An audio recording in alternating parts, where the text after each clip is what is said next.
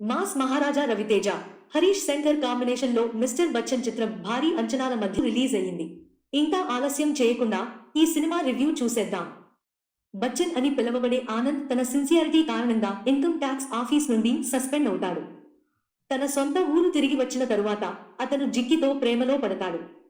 జిక్కి కూడా బచ్చన్ ప్రేమను యాక్సెప్ట్ చేస్తుంది.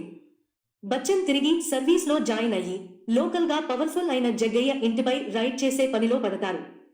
బచ్చన్ సంకల్పాన్ని పరీక్షించే పవర్ఫుల్ మిషన్ ఊహించని ట్విస్టులను రివీల్ చేస్తుంది. తనకు కంఫర్టబుల్ గా అనిపించే పాత్రలో రవితేజ మెరిశాడు.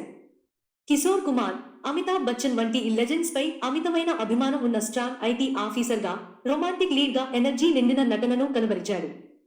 భాగ్యశ్రీ బోర్సేతో అతని ఆన్ స్క్రీన్ కెమిస్ట్రీ ఫ్రెష్ గా ఉంటుంది మరియు కథకు రిఫ్రెషింగ్ టచ్ ఇస్తుంది.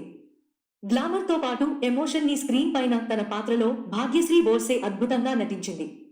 రవితేజతో ఉన్న హెవీ కాన్వర్సేషన్స్ లో జగపతి బాబు కూడా తనదైన ముద్ర వేస్తాడు. మిగతా నటీనటులు తమ పాత్రను చక్కగా పోషించారు. సత్య కామెడీ ఈ సినిమాలో వర్కౌట్ అయ్యింది మరియు మిక్కీ జే మేయర్ సౌండ్ ట్రాక్ ఎనర్జీ ఇస్తుంది, ముఖ్యంగా ఫాస్ట్ బీట్ అండ్ మాస్ పాటలలో. రొమాంటిక్ సన్నివేశాల్లో రెట్రో మ్యూజిక్ ను ఉపయోగించడం నాస్టాల్జిక్ ఫీల్ ని ఇస్తుంది. ఫస్ట్ హాఫ్ లో మాస్ ఆడియన్స్ ని ఎంటర్టైన్ చేయడానికి రొమాన్స్, యాక్షన్, కామెడీ, పంచ్ డైలాగులు వంటి ఎలిమెంట్స్ ను యాడ్ చేసి హరీష్ శంకర్ సక్సెస్ అయ్యాడు. అయితే సెకండ్ హాఫ్ లో మాత్రం కామెడీ వలన మెయిన్ ట్రాక్ మిస్ అయ్యి సినిమా ఇంపాక్ట్ ను దెబ్బతీస్తుంది. సినిమాటోగ్రాఫర్ అయినంత బోస్ సినిమాను అందంగా క్యాప్చర్ చేశాడు, ముఖ్యంగా పాటల్లో తన వర్క్ తెలుస్తుంది. ఎడిటర్ ఉజ్వల్ కులకర్ణి అనవసరమైన సన్నివేశాలను కట్ చేసి సెకండ్ హాఫ్ ను క్రిస్పీ చేయాల్సింది. మిక్కీ జే మేయర్ సంగీతం సినిమాను ఎలివేట్ చేసింది.